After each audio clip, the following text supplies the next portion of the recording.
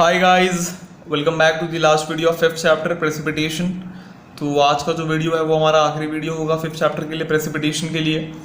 और अभी तक जो है हमने तीन मेजर फॉर्म ऑफ प्रेसिपिटेशन के बारे में डिस्कशन की थी और हमने समझा था तीनों मेजर फॉर्म ऑफ प्रेसिपिटेशन को, जिसमें सबसे पहला था आपका स्नोफॉल, और दूसरा था आपका हिल स्टॉर्म, और तीसरा था आपका रेनफॉल।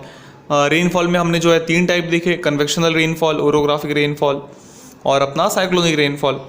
आज हम कुछ अलग चीज़ों के बारे में बात करेंगे। और हमने इसके पहले वाले वीडियो में रेन गॉज के बारे में भी पढ़ा, जो क्या था आपका एक इंस्ट्रूमेंट है जो किस लिए यूज़ किया जाता है, रेनफॉल के मेजरमेंट के लिए यूज़ किया जाता है। ओके, आज हम कुछ अलग अलग कंसेप्ट के बारे में पढ़ेंगे, कुछ नए नए वर्ड्स को जानेंगे और कुछ ऐसी चीज़ों के बारे में पढ़ेंगे जिसका इम्पैक्ट हमारे नेचर पे, हमारा जो पूरा नेचर है उस पर काफ़ी मतलब गलत है, काफ़ी मतलब बुरा है ना, काफ़ी मतलब अफेक्ट करता है वो हमारे नेचर को, काफ़ी ख़राब कर रहा है हमारे नेचर को वो। तो स्टार्ट करते हैं हमारा वीडियो। तो आज हम जानेंगे फॉग, ड्यू और फ्रोस्ट के बारे में। तो आप लोग ने कुछ टर्म्स को जो है सुना होगा इसके पहले भी, जैसे फॉग। तो फॉग क्या होता है, ड्यू क्या होता है, फ्रोस्ट क्या होता है, जानेंगे कि करके। तो स्टार्ट करते हैं। अब जब आपका वाटर वेपर का कंडेंसेशन या फिर सॉलिडिफिकेशन होता है एटमॉस्फेयर में, तो वो जो है अर्थ सरफेस के अगर पास हो रहा है तो हमको जो है फॉग या फिर ड्यू या फिर फ्रोस्ट जो है वो देखने को मिलता है। लेकिन ये जो है, ये तीनों चीज़ों जो है थोड़े अलग अलग सिचुएशन में होते हैं, थोड़े अलग अलग कंडीशन में होते हैं। फॉग क्या होता है आपका, जो हम बोलते हैं ना कोहरा, हिंदी में शब्द यूज़ करते हैं फॉग के लिए, कोहरा मतलब कुछ दिखता नहीं है। जब बहुत ठंडी का सीज़न रहता है तो रोड पे हाल ऐसा हो जाता है कि मतलब हमको मालूम ही नहीं पड़ता है कि आगे क्या आ रहा है या हमारे पीछे क्या है, इतनी मतलब इतना धुआं हो जाता है ना। उसको हम क्या बोलते हैं, कोहरा बोलते हैं, फॉग। तो वो होता है आपका फॉग। ड्यू क्या होता है, ड्यू होता है आपका जो नमी बोलते हैं ना हम, सुबह सुबह अगर आप ठंडी में निकलोगे तो ग्रास वगैरह पे आपको जो है पानी दिखेंगे, वाटर ड्रॉपलेट्स दिखेंगे, उसको हम क्या बोलते हैं, ड्यू। और फ्रोस्ट का फॉर्म होता है जब किसी सरफेस पे जो आपका पानी है, जो मतलब ऐसे जगह पे है जहाँ पे टेम्परेचर बहुत मतलब माइनस में चला गया है, जीरो से कम हो गया वहाँ का टेम्परेचर, तो वो वाटर क्या हो जाता है, फ्रीज हो जाता है। और उसी वाटर को जो फ्रीज हो गया उसको हम क्या बोलते हैं, फ्रोस्ट। ओके, तो एक एक करके समझते हैं क्या है ये सारी चीज़ें। तो जो टेम्परेचर है लेयर का, एयर के लेयर का अर्थ के सरफेस के पास में, वो थोड़ा रिड्यूस होता है, कम होता है। और जैसे जैसे टेम्परेचर जो है कम होता है, वाटर वेपर क्या होता है, कंडेंस होता है। हमने देखा था कंडेंसेशन का मतलब क्या होता है, इसके पहले वाले वीडियो में बार बार हमने देखा, water vapour to water droplet. तो इस प्रोसेस में क्या होता है, मतलब कंडेंसेशन के प्रोसेस में क्या हो जाता है, वेपर किस में कन्वर्ट हो जाता है आपका, माइक्रोस्कोपिक वाटर पार्टिकल में। समझ में आ रहा है, मतलब माइक्रोस्कोपिक मतलब बहुत छोटा वाटर पार्टिकल। और एयर में क्या करता है, वो फ्लोट करना स्टार्ट करता है। समझना, हाँ अभी ये इससे आपको मालूम पड़ेगा फॉग कैसे बनता है। जो अर्थ के पास का जो लेयर होता है, हवाओं का लेयर होता है, उसका जो टेम्परेचर है वो कैसा रहता है, कम हो जाता है। और जैसे जैसे टेम्परेचर जो है कम होता है, क्या होता है वहाँ पे जो एयर में जो भी वाटर वेपर है वो क्या हो जाता है, कंडेंस होना स्टार्ट होता है।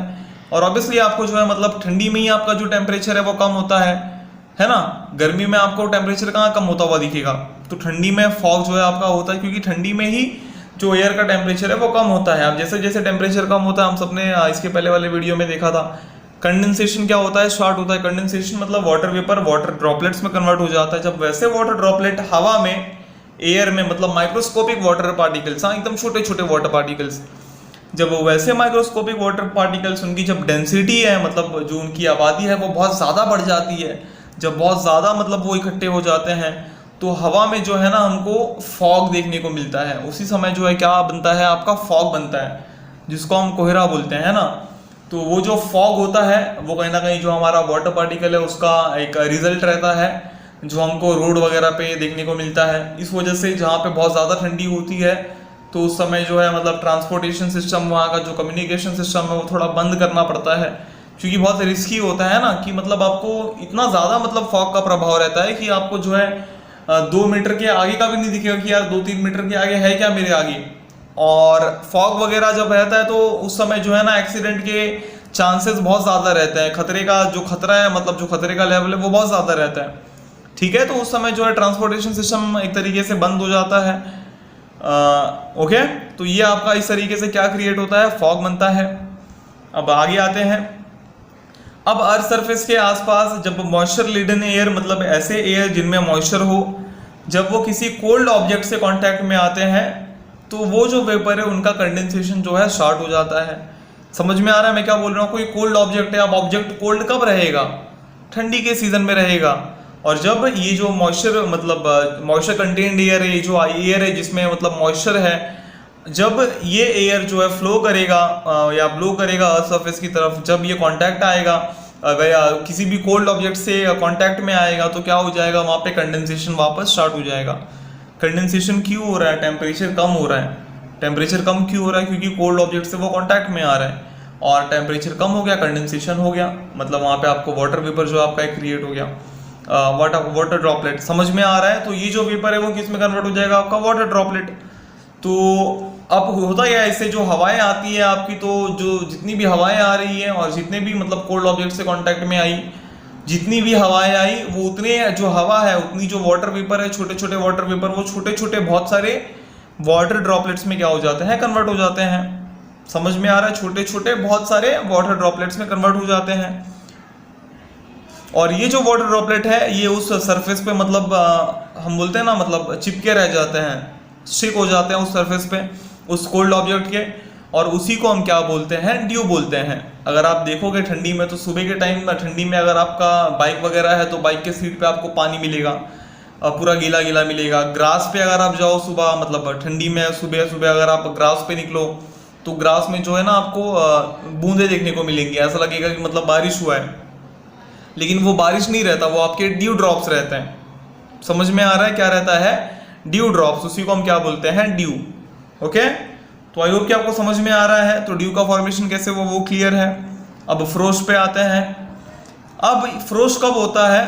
तो जब ये उस रीजन में आपको देखने को मिलेगा जिस रीजन का जो हवा है, उस हवे का जो टेम्परेचर है, जब उस एयर का टेम्परेचर 0 डिग्री सेल्सियस से भी कम हो जाएगा, तो जो वाटर ड्रॉपलेट सरफेस से मिलेंगे या किसी भी सरफेस से चिपकेंगे किसी कोल्ड ऑब्जेक्ट के, तो वो अपने आप क्या हो जाएंगे? फ्रीज हो जाएंगे। क्योंकि फ्रीजिंग पॉइंट से कम है ना यार। फ्रीजिंग पॉइंट क्या है आपका? कमेंट बॉक्स में बताना वापस। फ्रीजिंग पॉइंट से कम हो रहा है आपका टेम्परेचर, तो वाटर तो अपने आप क्या हो जाएगा? फ्रीज हो जाएगा। तो जैसे ही किसी सरफेस किसी भी ऑब्जेक्ट के सरफेस से कांटेक्ट में आया, टेम्परेचर वैसे ही कम है, तुरंत वाटर ड्रॉपलेट क्या हो जाएगा? फ्रीज हो जाएगा। समझ में आ रहा है? तो वो जो आपका फ्रोजन वाटर है या जो आपका फ्रीज हुआ वाटर ड्रॉपलेट है, उसी को हम क्या बोलते हैं? फ्रोस्ट बोलते हैं। ओके, और ड्यू और फ्रोस्ट जो है वो ज्यादातर आपको कब मिलेंगे? विंटर्स में मिलेंगे, जैसा मैंने आपको बताया था। ठीक है, ड्यू और फ्रोस्ट आपको ज्यादातर कब मिलेंगे? विंटर में मिलेंगे। तो ये था आपका फॉग, ड्यू एंड फ्रोस्ट। तो देख लेते हैं इन तीनों को एक बार अच्छे से। तो जो पहला वाला दिख रहा है आपको ग्रास पे, जो वाटर ड्रॉपलेट्स दिख रहे हैं, ये है आपका क्या? ड्यू। जो दूसरा आपको दिख रहा है, कार चल रही है रोड पे, ये आपका फॉग है। यहाँ पे आप कार देख पा रहे हो, लेकिन कभी कभी फॉग इतना होता है कि आपको कुछ नहीं दिखेगा। और जो तीसरा आपको जो लीव्स दिख रहे हैं, जो लीव्स पे थोड़ा बर्फ जैसा कुछ दिख रहा है, वो क्या है? आपका फ्रोस्ट। जब वाटर ड्रॉपलेट लीव से जाके मिलते हैं और इस लीफ के आजू बाजू का जो टेम्परेचर है वो 0 डिग्री सेल्सियस से कम होता है, तो फ्रोस्ट क्या हो जाता है? फॉग हो जाता है। ओके, आगे बढ़ते हैं। अब हमने देखा कि प्रेसिपिटेशन, बहुत सारे अलग अलग प्रेसिपिटेशन के बारे में पढ़ लिया। अब उनके इफेक्ट्स क्या होते हैं उनको जानते हैं। ओके, उनके अलग अलग इफेक्ट क्या है उनको जानेंगे। तो हमने 3 तरह की जो है प्रेसिपिटेशन देखे थे। एक था आपका स्नोफॉल, हेलस्टॉर्म, रेनफॉल। ओके, अब जो मेन सोर्स है पोर्टेबल वाटर का अर्थ पे जो अवेलेबल है वो किसके फॉर्म में है? प्रेसिपिटेशन के फॉर्म में, या आप बोल सकते हैं कि मतलब प्रेसिपिटेशन ही है ना। क्योंकि हम समुद्र का पानी पी सकते हैं क्या? नहीं। हम पानी कौन सा पीते हैं? जो बारिश होता है वही पीते हैं, है ना। रिवर लेक्स में जो है इकट्ठा हो जाता है, उसको प्यूरिफाई करते हैं और बाद में वो पानी हम अपने ड्रिंकिंग पर्पस के लिए यूज करते हैं। क्या हम ओशन का पानी पी सकते हैं? समुद्र का पानी नहीं। क्यों? क्योंकि वो पानी कैसा होता है? खारा पानी होता है ना, सॉल्टी वाटर होता है। अब क्या होता है, कभी कभी क्या है, हमको एक्सेसिव रेनफॉल देखने को मिलता है। तो क्या एक्सेसिव रेनफॉल अच्छा है? बिल्कुल भी नहीं। एक्सेसिव रेनफॉल भी बेकार है और बारिश ना होना भी बेकार है। तो क्या होना चाहिए? तो बारिश मतलब मीडियम बारिश होनी चाहिए, ना बहुत ज़्यादा बारिश होनी चाहिए, ना बहुत कम बारिश होनी चाहिए, क्योंकि दोनों ही कंडीशन में जो है हमारा नुकसान ही है। बहुत ज़्यादा बारिश हो गई बाढ़ वगैरह आ जाएगा, बारिश नहीं हुई सूखा पड़ जाएगा। समझ में आ रहा, सारी फसलें खराब हो जाएंगी। और ज़्यादा बारिश भी हो गई तो भी फसलें खराब हो जाएंगी। समझ में आ रहा, तो सिचुएशन कैसी होनी चाहिए? न्यूट्रल, ना ज़्यादा बारिश ना कम बारिश। ओके, तो वही जैसा मैंने बताया आपको कि फ्लड आ सकता है, और फ्लड आया तो क्या होगा? Loss of life and property, घर बिल्डिंग सब उड़ जाएंगे, और उस घर बिल्डिंग के साथ हम भी उड़ जाएंगे। फिर क्या पता कौन से समुद्र में जाके पहुंचेंगे, है कि नहीं? ओके, तो ये था हमारा रेनफॉल का। अगर प्रेसिपिटेशन ना हो तो ड्रॉट की जो है कंडीशन आ सकती है, जैसा मैंने बताया आपको। प्रेसिपिटेशन मतलब अगर बारिश ना हो तो सूखा पड़ सकता है, और अगर सूखा पड़ गया तो फूड का भी शॉर्टफॉल हो सकता है, क्योंकि खेती करने के लिए क्या चाहिए होता है? पानी चाहिए होता है। समझ में आ रहा है? और अगर सूखा पड़ गया, फूड हम जो है क्रिएट नहीं कर पाए अपने देश के लिए, तो क्या पूरा देश बिना खाने का जो है जी लेगा? बिना फूड का सरवाइव कर सकता है? नहीं कर पाएगा। तो जब हमारे देश में हमारे पास हमारे खुद के लिए हमारे पास जो है खाना नहीं रहेगा, तो हम क्या करेंगे? हम खाना इंपोर्ट करेंगे, मतलब दूसरे देशों से खाना मंगाएंगे, जिसका हमको क्या करना पड़ेगा? डबल या ट्रिपल दाम देना पड़ेगा। समझ में आ रहा है? और क्वालिटी शायद हमारे हम जो है मतलब खेती करते थे, जो हमारा एग्रीकल्चर है शायद उससे भी मतलब नीचे हो, लेकिन क्या करेंगे? सिचुएशन वैसा आ जाएगा। समझ में आ रहा है? और अगर ऐसा सिचुएशन आ गया तो फार्मर की हालत तो खराब होगी, किसान की हालत, साथ ही साथ कंट्री का जो इकोनॉमी है उस पर भी असर देखने को मिलेगा। क्यों? क्योंकि हमारे कंट्री के इकोनॉमी में सबसे ज़्यादा कंट्रीब्यूशन, मतलब एक अच्छा हिस्सा जो है हमारा एग्रीकल्चर कवर करता है इकोनॉमी का। जो एक इकोनॉमिक सोर्स है, जो हमारा जीडीपी है, उसमें अच्छा खासा रोल है हमारे एग्रीकल्चर का भी, खेती का भी। समझ में आ रहा है? तो अभी जो हमारे यहाँ पे जो फूड ग्रेन्स हैं, जितने भी मतलब जो आपको फूड मिलेगा अलग अलग, उसके रेट्स इतने कम क्यों हैं? ज़्यादा महंगा क्यों नहीं है? क्योंकि वो हमारे देश में खुद उगाए जाते हैं, कल्टीवेट किए जाते हैं, और अच्छी मात्रा में होते हैं, मतलब बहुत ज़्यादा होते हैं, इस वजह से उनका रेट इतना नहीं है। अगर खेती ना हो, खेती खराब हो जाए, दूसरे देश से अगर हमको एग्रीकल्चर लेना पड़े, तो जो चावल हमको अभी 30, 35, 40 का मिलता है, शायद वो 400 रुपये का मिले। समझ में आ रहा है? तो बहुत बड़ी प्रॉब्लम हो सकती है। तो प्रेसिपिटेशन अच्छा भी है, और एक समय पे मतलब थोड़ा बुरा भी है अगर बहुत ज़्यादा हो गया तो। ठीक है? और किसी भी एग्रीरियन कंट्री की, एग्रीरियन कंट्री मतलब एग्रीकल्चरल कंट्री, जैसे हमारा इंडिया है, वो किस पे डिपेंडेंट रहता है? एग्रीकल्चर पे। पूरी जो इकोनॉमी है वो किस पे डिपेंडेंट रहती है? एग्रीकल्चर, खेती पे। और भारत के एग्रीकल्चर की बात करें तो वो ज़्यादातर किस पे डिपेंडेंट है? मॉनसून पे, मतलब बारिश पे। अगर बारिश हुई तो खेत जो है वो झूम उठेंगे, और बारिश अगर नहीं हुई तो खेत बेचारे सूखे रहेंगे। समझ में आ रहा है? तो काफ़ी डिसएडवांटेज भी है, और एडवांटेज तो बहुत सारे हैं। तो हमने देखा कि मतलब कैसे जो है प्रेसिपिटेशन अफेक्ट कर सकता है हमारे लाइफ को, हमारे कंट्री के इकोनॉमी को अफेक्ट कर सकता है, कैसे हम प्रॉब्लम में आ सकते हैं। समझ में आ रहा है? आगे बढ़ते हैं अगले टॉपिक की तरफ। कुछ और चीज़ें हैं वो जान लेते हैं। और जो रेनफॉल है इंडिया में वो सबके लिए इम्पॉर्टेंट है, हम सबको पता है कि भाई पूरे कंट्री के लिए रेनफॉल काफ़ी इंपॉर्टेंट है। उसके बाद एक जो अगर अच्छा रेनफॉल हो रहा है तो वो क्या कर देगा? क्रॉप प्रोडक्शन को बढ़ा देगा हमारे। और वही अगर बहुत ज़्यादा बारिश हो रही है या अनटाइमली रेन, मतलब कभी भी बारिश हो रही है, आज 24 घंटे बारिश हुई, उसके बाद 10 दिन बारिश ही नहीं हुआ, तो इससे क्या हो सकता है? हमारे क्रॉप को नुकसान भी हो सकता है। और हम सब जानते हैं कि जो भारत का रेनफॉल है, मतलब जो भारत की बारिश है, जो इंडिया का रेनफॉल है, वो बहुत एराटिक है, मतलब बहुत अनसर्टेन है ना? कभी भी आता है कभी भी जाता है। अभी हमने देखा था कि एक हफ्ते पहले जो है बारिश हो रही थी यूपी वगैरह में, दिल्ली वगैरह में, जो कि अभी कौन सा सीज़न है? गर्मी का ना यार, गर्मी का सीज़न है, बारिश हो रही है, तो मतलब भारत के क्लाइमेट का हम कुछ भी नहीं बोल सकते। और फॉग का प्रॉब्लम क्या था कि जो विजिबिलिटी है वो क्या हो जाती है? कम हो जाती है। जैसा मैंने बताया आपको, अगर आप 3 मीटर की दूरी पर भी हो, आपको 3 मीटर के आगे का कुछ नहीं दिखने वाला है। फॉग ऐसी चीज़ होती है। समझ में आ रहा है? फॉग से प्रॉब्लम क्या होगा? तो ये भी मैंने बताया आपको इसके पहले कि ये ट्रांसपोर्टेशन है वो क्या हो जाएगा? रुक जाएगा। जैसे आपका रोड हो गया, रेलवे भी है ना यार, बेचारा जो ट्रेन चला रहा है, जो लोको पायलट है, उसको भी तो दिखना चाहिए आगे, उसको आगे दिखेगा ही नहीं क्या है। तो कोई भी अगर आ गया रास्ते में तो उसको उड़ा देगा बेचारा। तो इसमें जो है इंसान की ज़िंदगी जा सकती है।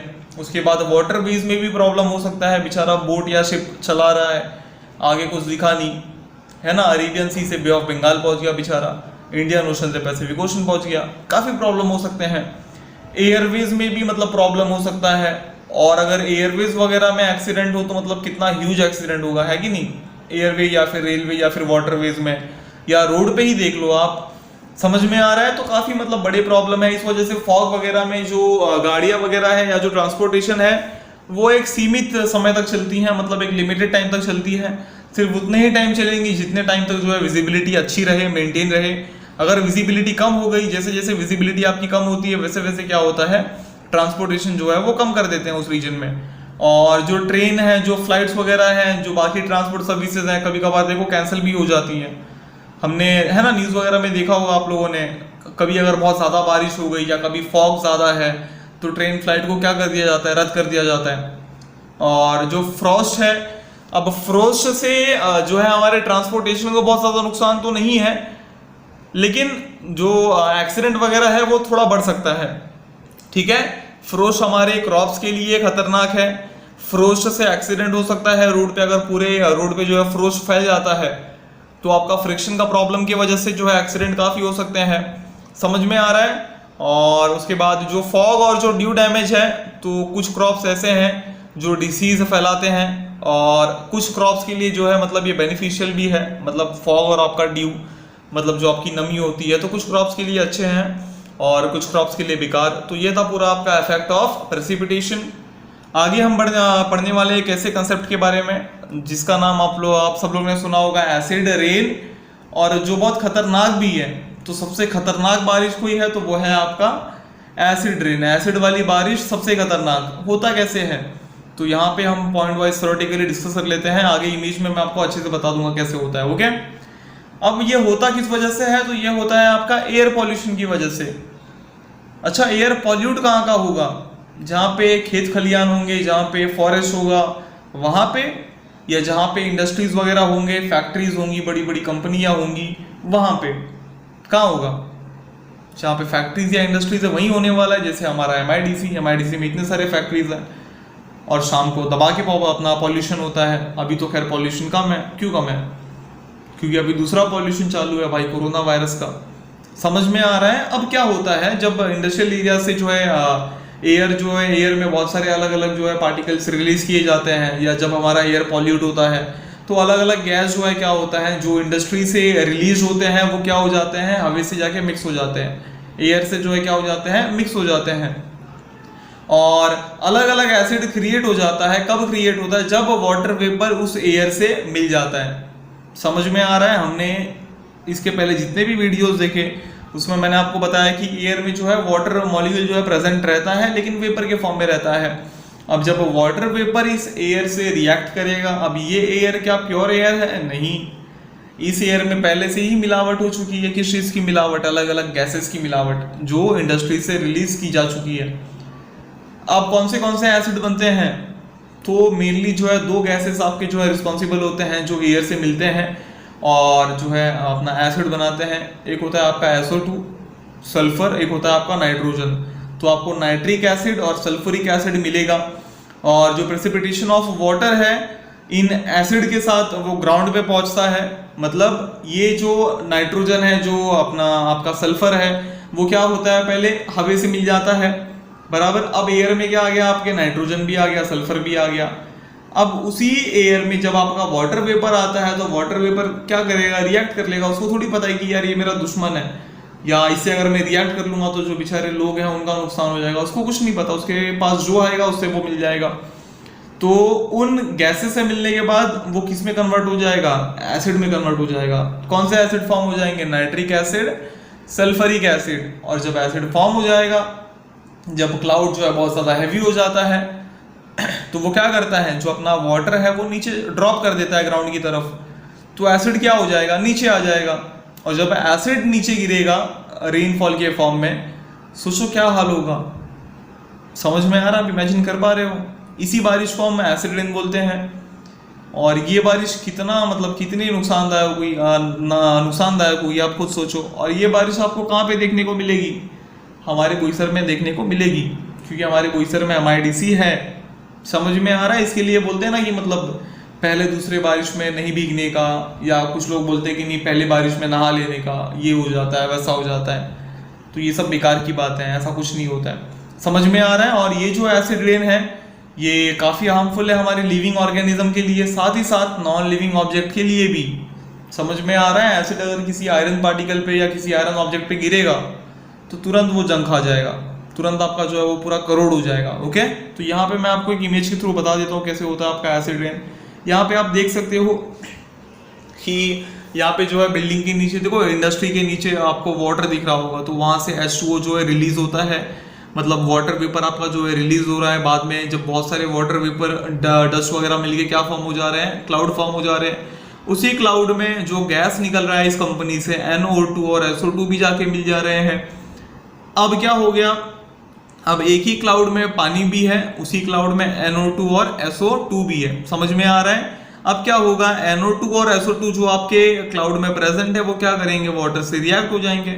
और जब ये गैस आपका वाटर से रिएक्ट होगा तो ये कन्वर्ट हो जाएगा दो एसिड में, एक है आपका HNO3 और दूसरा है आपका H2SO4, जो हमने देखा अभी, सल्फ्यूरिक एसिड और नाइट्रिक एसिड। समझ में आ रहा है। और जब नाइट्रिक एसिड सल्फ्यूरिक एसिड बारिश के फॉर्म में नीचे गिरेंगे तो पेड़ों को तो नुकसान है, ये बेचारे पेड़ तो मर जाएंगे, क्योंकि पेड़ को पानी चाहिए और हम क्या दे रहे हैं, पानी की जगह पे उनको एसिड दे रहे हैं। इसके पीछे कहीं ना कहीं हम ही मतलब रिस्पॉन्सिबल है ना, वो इंडस्ट्रीज ही रिस्पॉन्सिबल है। समझ में आ रहा है कि नहीं। तो इसके पीछे बेसिकली कौन रिस्पॉन्सिबल है, ह्यूमन बीइंग, इंसान ही रिस्पॉन्सिबल है। तो जो पूरा ट्री है वो मर जाएगा, हमको भी नुकसान है एसिड रेन से। समझ में आ रहा है। जो नॉन लिविंग ऑब्जेक्ट है उनको भी नुकसान है। इस तरीके से आपका क्या होता है, पूरा एसिड रेन होता है। समझ में आ रहा है। तो आपको बस ये बेसिकली ये याद रखना है कि कौन से दो एसिड से जो है होते हैं, मतलब एसिड रेन में कौन से दो एसिड हमको देखने को मिलते हैं। और यहाँ पे आपको समझ में आ गया होगा कि कैसे जो है एसिड फॉर्म होता है। तो आई होप कि आपको पूरा वीडियो समझ में आया होगा। लेकिन फिर भी कुछ अगर डाउट हो तो कमेंट बॉक्स में कमेंट करो। तब तक घर पे रहो, सेफ रहो। मिलेंगे नेक्स्ट वीडियो में कुछ नए कंसेप्ट के साथ। Take care, thank you.